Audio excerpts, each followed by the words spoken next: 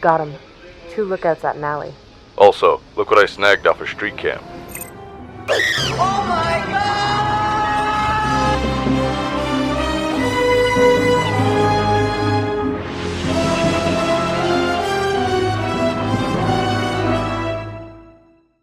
So a while back, I was asked by 2 members of the Huntress crew if I can review the Machinima. I was going to, but yeah, that never came to fruition. But now I'm going back to tackle this Machinima because I genuinely have an interest in this series, and hopefully what I say Hyperion can apply to Lineage. Even if it might be too late at this point, I don't know, apply to the next entry. So today, we're going to review Huntress by Ascend Hyperion. The story of Huntress is relatively good, albeit it has some murky bits and a bit more room for improvement. The story follows a female Spartan who is currently investigating a conspiracy within the UNNC, ONI, Insurrection, the FBI, CIA, UNATCO, Patriots, the Illuminati. You get the idea. As she delves further and further into her investigation, she learns more about herself and eventually delves into the reveal of her backstory, which is a very good twist and with some surprisingly amount of content clues to give to the viewer. It has a lot of intrigue and some mystery around it, and the world has a bit of building with politics and differing ideologies. Nothing is good or bad, and I like that sort of gray area this Machinima follows. You don't necessarily know which side is good or bad. But that's also where I think one of its problems dwell into. It's not defined what is good or bad in this universe. You don't know what good actions each side has done or bad actions each side has done. Like, we have all these information about the UNSC, ONI, doing things in the outer colonies, I guess. I don't know. What I think would have been good is having a bit of exposition or a bit more details regarding the history surrounding this point in time in the Halo timeline, so we have a bit of context so we can derive whether or not we agree with the either side or not. The world building is good, and I think there's a solid foundation to be worked upon in Lineage. However, I think that there's not enough information to go by for us to have a good understanding of the world and its politics and its different fractions, and to understand where they're coming from and why they're doing the things they do. There are twists and turns in this Machinima that may surprise the average casual viewer, but for the more prospective viewers, the Machinima provides enough clues and information for you to guess upon what's going to happen, allowing you to piece together the mystery surrounding our main character. Although this Machinima definitely needed more time, not only to develop its world, but also to flesh out its characters. The characters, besides Naomi, are lacking in unique personality. They're very minor differences with each other, and it's not really easy to tell them apart. There's some interesting details from Marcoso's past, but it never goes beyond what it needs to in order to stand out, and really, you could have done something a little bit more interesting with him. Naomi, besides her development, isn't much to write home about. She has some unique details and defining characteristics about herself, and her backstory and the eventual twist within the narrative is very interesting. But besides all that, there's nothing really much to say about Naomi and her personality. And that goes even further with some of the minor characters who don't have much defining characteristics, especially on that guy on the radio who we never learn who he is or his relationship with Naomi. In fact, we don't know anything about him.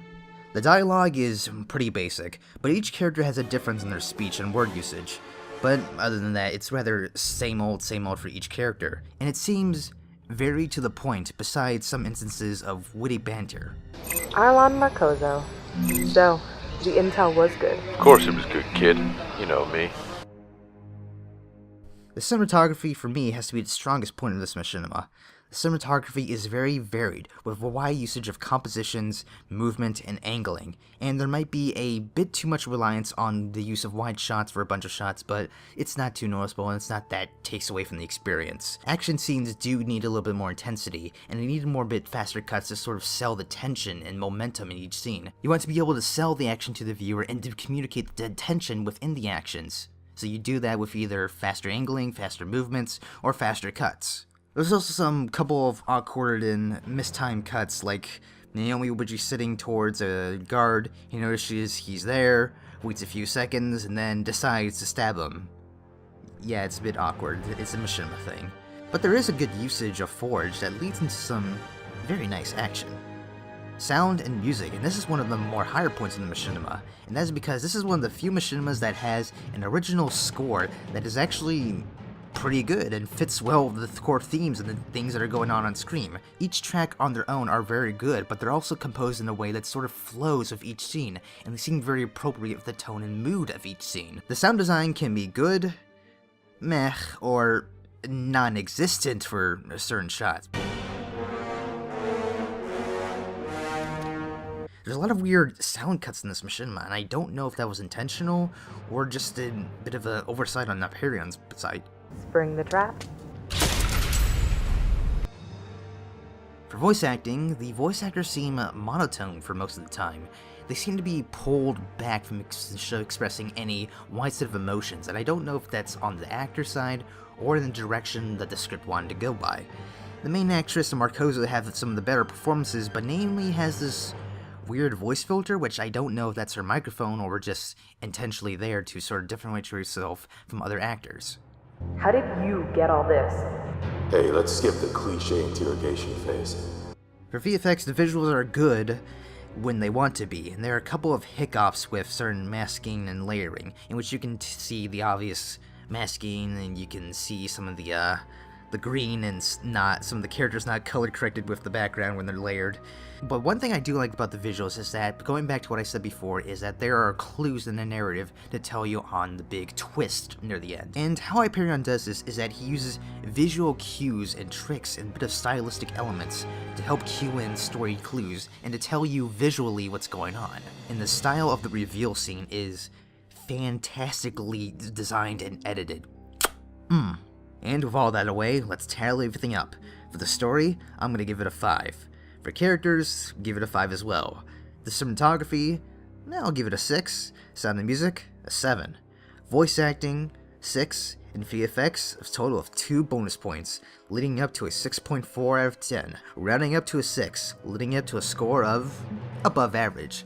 It's a pretty good Machinima, but I think there's a bunch of things that drive it back, specifically in some of the world-building aspects and some of the minor characters just not having unique personalities and sort of not putting much development into the main cast. There's also some weird hookups with the visuals and the sound, but there are some good elements. The world has a good foundation, and the character has a unique backstory that's interesting to learn at the end, and there's a lot of stuff you can build upon in Lineage, and especially the music. Aaron does a fantastic job, and it's actually been the stuff you've been listening to the entire time. So good on him, you got all this stuff going on for you. All you need to do is improve upon these things, and you got yourself a good sequel, and maybe you get yourself a good another sequel, third entry, I don't know. But I am definitely looking forward to the sequel, Lineage. Hyperion has got a good series, he's got a good setting to work with, and he could build upon so many things with its characters, world, details, everything, and make this a very unique Machinima. If you have any other Machinimas you'd like to review, or you want me to review your own Machinima, let me know in the comments. And if you want me to talk about any other things, because all this series is done is to help people improve and for other people to learn from other people's mistakes, but also from other people's strengths and how they should go about things. This is Grumpy Elite, and I'll be seeing you next time.